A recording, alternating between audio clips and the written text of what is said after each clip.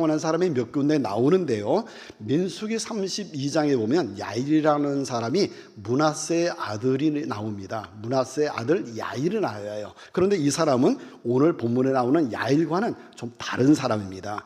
그리고 사사기 10장에 야일이라고 하는 사람이 나오는데, 이 야일은 사사예요, 그렇죠? 사사기에 나오는 10장에 나오는 사사 야일이 또 나오고 있습니다. 이 야일이 오늘 본문에 나오는 야일과 동일한 사람이에요. 그래서 한번 그 부분을 같이 한번 보려고 합니다.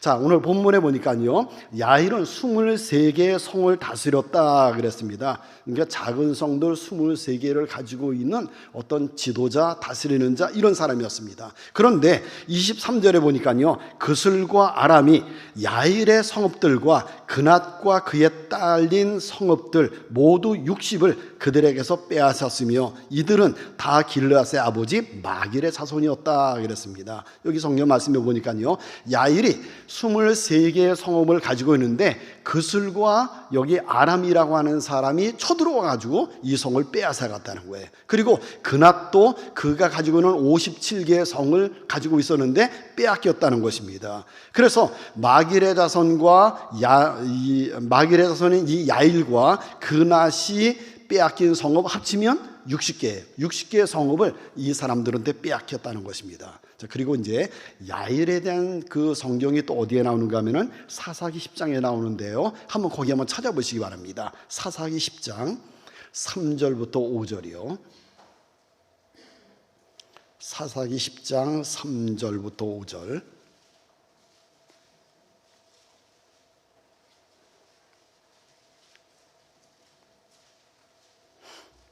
거기는 그냥 펴두시기 바랍니다. 사사기 10장 3절부터 5절이요.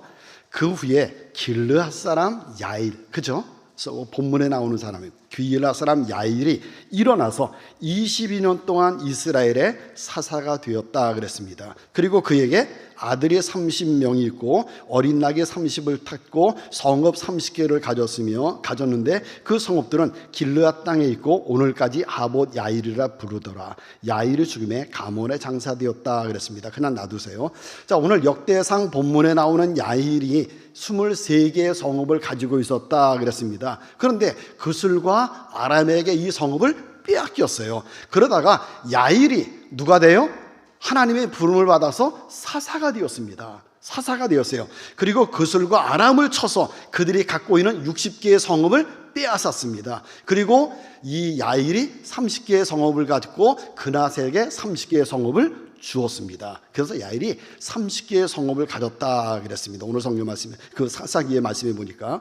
자, 야일이 그런데요 22년 동안 사사로 사역을 했다 그랬습니다. 자, 22년 동안 사역을 해 사사였으니까 얼마나 우여곡절이 많이 있겠습니까? 뭐 이런 일 저런 일도 많이 있었을 것입니다. 그런데 그런 사건에 대해서는요 전혀 역대상이나 이 사사기에 전혀 기록이 없습니다.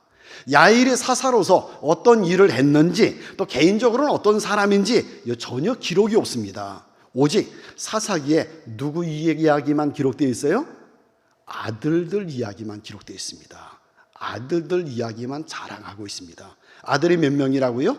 30명. 그런데 30명 모두가 다 어떻게 했다고요? 어린 나귀를 탔다 그랬습니다. 그리고 그 아들들이 30개의 성읍을 다스렸다고 했습니다. 자, 그러면 사사로서 이스라엘을 다스린 내용이 뭐냐?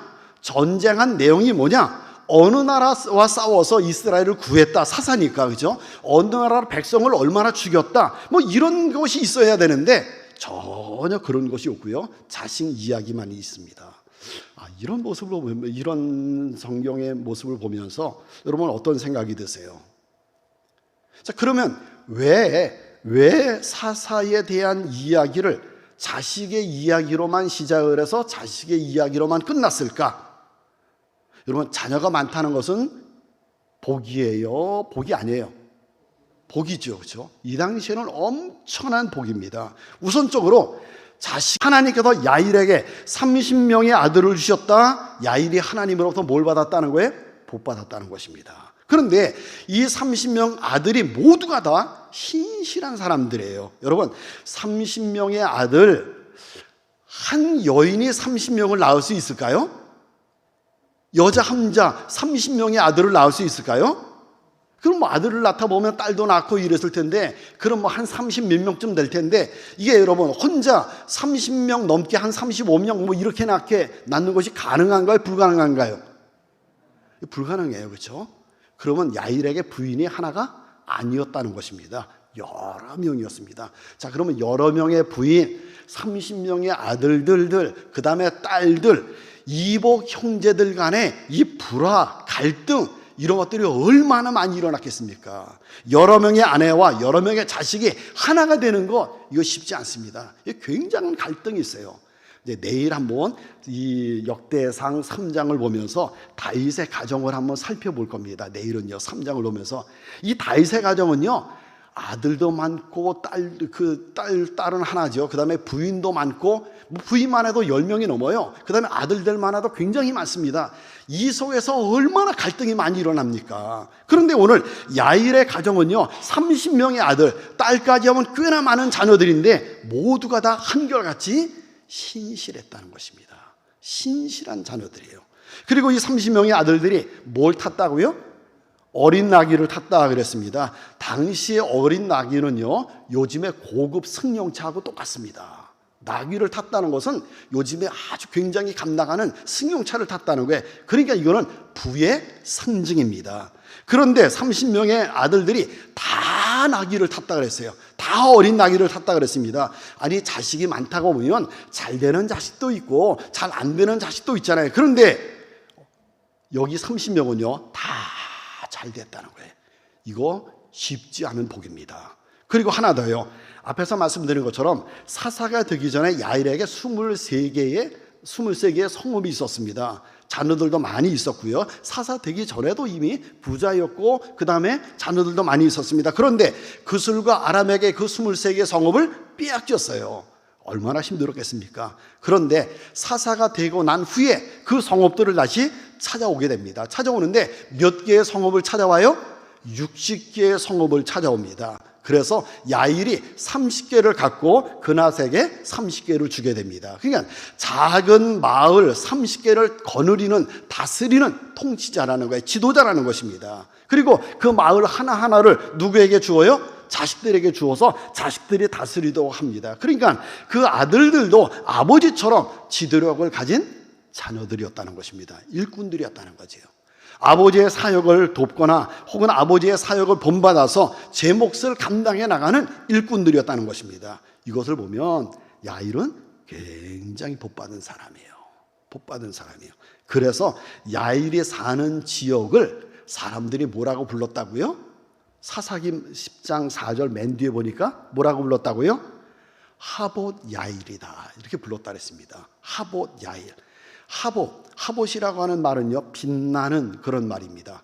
야일의 동네, 빛나는 동네, 다른 말로 하면 복의 동네, 복의 마을. 그런 게 동네 사람들이요, 그 마을을 뭐라고 불렀어요? 이 야일이 다스리고 야일의 아들들 30명이 다스리는 30개의 동네를 보면서, 야, 저 동네는 복받은 동네야. 야, 저 동네는 대단한 동네야. 야, 저 동네는 빛나는 동네야. 하봇 야일, 이렇게 불렀다는 것입니다. 여러분, 우리도 다 복된 삶을 살아가기를 원하고 있습니다. 우리도 다 복받기를 원하고 있습니다. 물질의 복도 받고 자식들의 복도 받고 이런 복된 삶을 살아가기를 원하고 있습니다. 그런데 우리가 원한다고 해서 복된 삶이 살게 되느냐는 것입니다.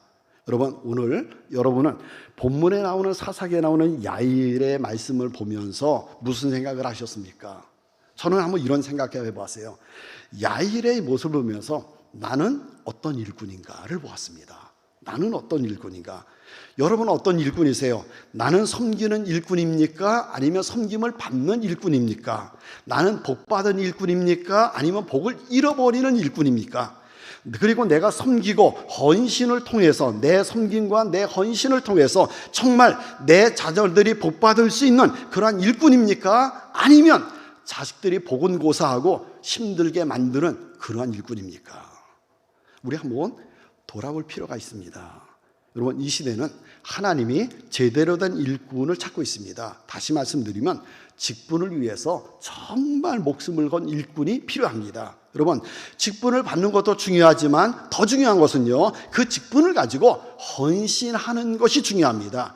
헌신 없이는요, 복도 없습니다. 어떤 분은 헌신은 안 하고 하나님 복 주세요, 하나님 복 주세요, 아무것도 안 하면서 복이 쏟아지기를 원하고 있습니다. 그런데요, 모든 복은요, 헌신의 결과입니다. 모든 복은요, 수고의 결과예요. 모든 복은요, 심은 결과입니다. 심은 대로 거두는 것입니다. 심지 않고 거둘 수는 없습니다. 모든 복은요, 땀 흘리고 수고한 그런 결과인 것입니다. 우리 이걸 잊지 말아야 돼요.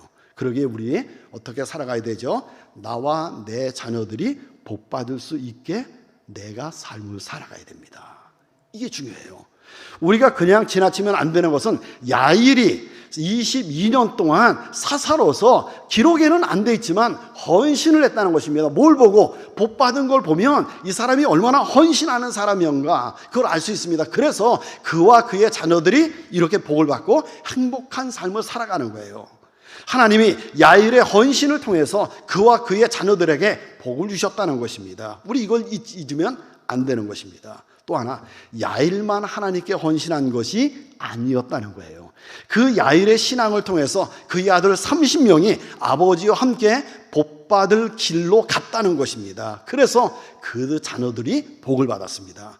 아버지만 잘한다고 되는 게 아니잖아요. 아버지의 신앙을 그 자녀들이 그대로 잘 따라야 됩니다. 그래서 복이 연결되어야 되는 것입니다. 그렇기 때문에 아버지는 자식이 복받을 수 있게 살아야 되고, 아버지는 좋은 신앙의 모습을 자녀들에게 보여줘야 되고요, 자녀들은 아버지의 좋은 신앙을 쫓아서 삶을 살아가야 됩니다. 이것이 바로 복받는 근거인 것입니다. 아버지가 걸어간 믿음의 길을 자식들이 똑같이 걸어가는 것, 이것이 바로 복받는 길입니다. 여러분, 하나님은요, 지금도 나의 신앙, 나의 헌신을 통해서 나와 자녀들에게 복을 내려주십니다.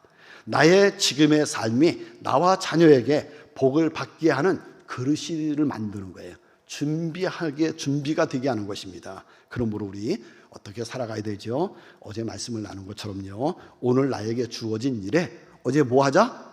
최선을 다하자. 그래요. 최선을 다하자 그랬습니다. 어제. 오늘 주어진 일에 최선을 다하자. 그러면 그 복을 내가 그리고 자식들이 받게 됩니다. 오늘 야일의 복을 한번 생각해 보면서 야일처럼 복되게 살아가시는 여러분들이 되시길 바랍니다. 야일처럼 자신에게 주어진 일에 열심히 헌신하면서 살아가시는 여러분들이 되시기를 바랍니다. 그래서 야일처럼 복받는 여러분과 여러분의 자녀가 되시기를 간절히 축원합니다.